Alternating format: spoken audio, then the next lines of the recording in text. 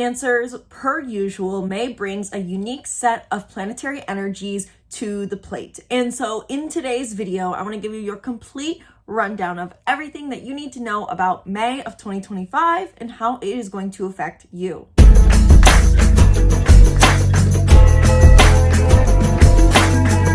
Hello and welcome back to the channel. I'm Isabel, your spiritual rebel friend, and today we are talking about Cancer's May of 2025 horoscope.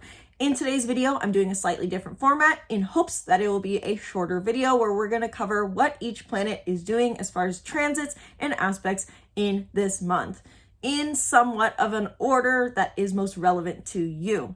Now, before I dive into today's video, before we go straight into your horoscope, be sure to book a reading in the link in the description below, where in 1 hour we can dive deep into any and everything regarding the upcoming transits in May of 2025, as well as in the rest of the year. After all, Jupiter will be entering your sign in June, and this is very big for you. So book a reading down below, or check out my astrology coaching membership, where you get personalized monthly guidance to the stars based off of your unique birth chart and your unique desires. So learn more in the links in the description box below. Without further ado, let's jump straight into your horoscope for May, starting off with the moon. The moon is your planetary ruler, and so hypothetically, you will feel its transits the most if you are a Cancer sun or potentially Cancer moon or Cancer rising, but especially relevant for Cancer suns out there. The moon already kind of tells us what the major theme is, almost, or key chapter points in the month for us, what it feels like our life is kind of revolving around on a deeper emotional level and more of a theme of desire, what it is we are desiring in the month, so to say. Point being, May 12th, we will have a full moon in Scorpio, which will be in your 5th house. So half of the month really does feel like there's this emotional desire for pleasure, play, and life enjoyment is what I'm seeing for you Cancers, amongst other things as we get into other transits, but they can feel like the main emotional theme for you, the main thing you're desiring, the main thing that you're striving towards, the main thing in a way on your mind, especially as we get closer to the 12th, is your personal pleasure, the things you do for fun, how you live a playful life, how you seek pleasure, how you seek enjoyment in the mundane day-to-day basis.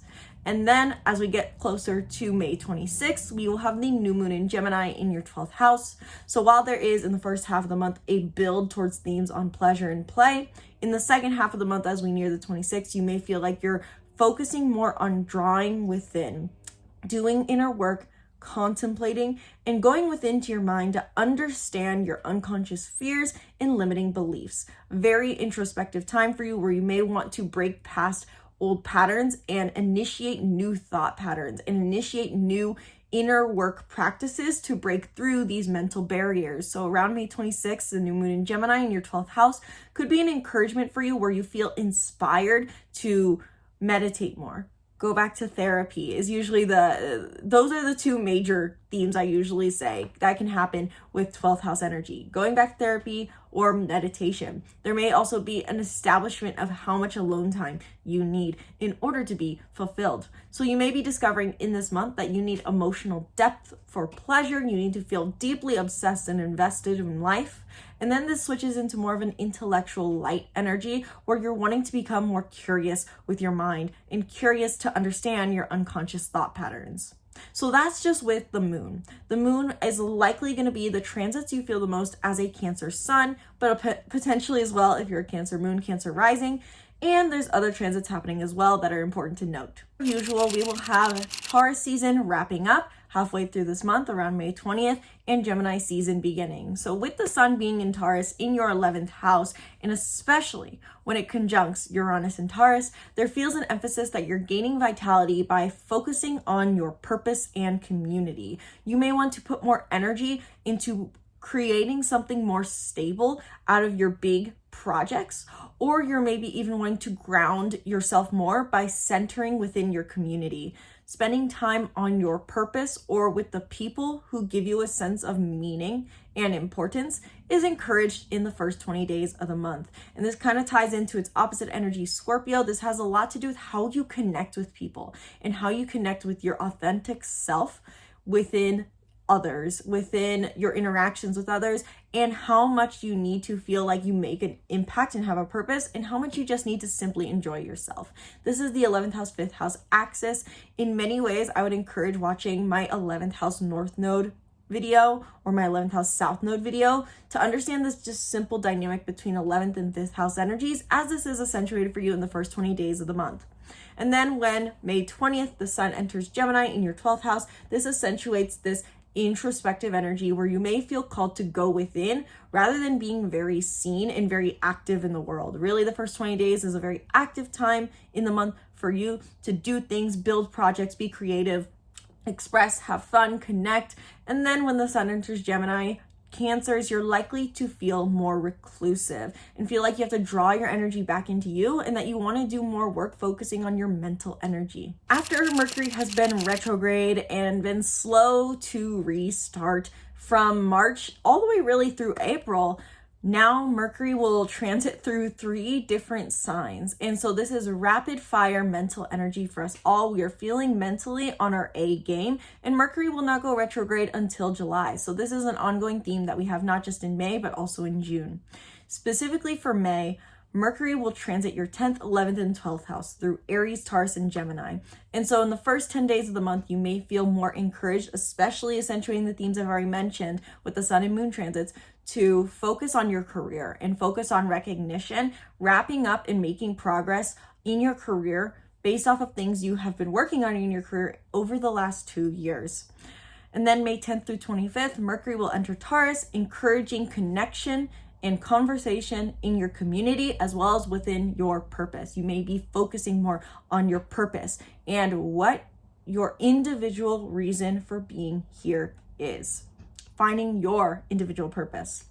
And then May 25th onward, we finish out the month with Mercury in Gemini, again accentuating this mental energy that calls you to be curious about yourself, curious about your mental patterns, curious about your deepest unconscious fears, curious to understand the deepest inner workings of your mind. And so with Mercury in Gemini, May 25th onward, with alongside the new moon, there's an energy of calling to go within. Venus will be in Aries throughout the entire month of May for you, Cancers. And so this accentuates more finding value in your career and addressing the value that you can bring by being recognized and striving for recognition, by being assertive and bold within your career.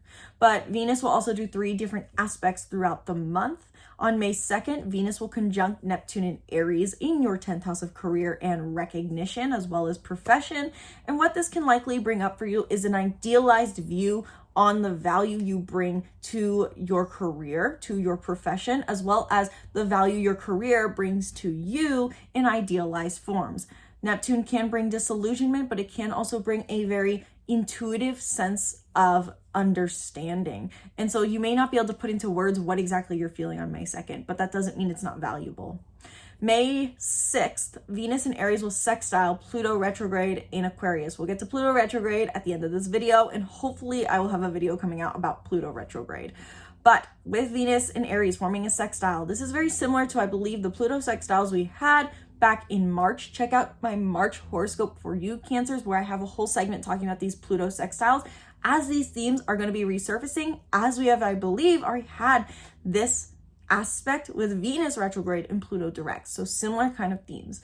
Point being, it activates your 10th and 8th house. So really the inner work you're doing to transform your fears of codependency and reestablish what a dependent relationship should look like. This can work very hand in hand with the values you're trying to establish in your career. This really has probably a lot to do with how you take independence into your work and how that can be reflected into your relationships, and vice versa. How you're trying to transform relationship dynamics can help you find that authentic, independent, assertive persona in your career that will gain you the most recognition.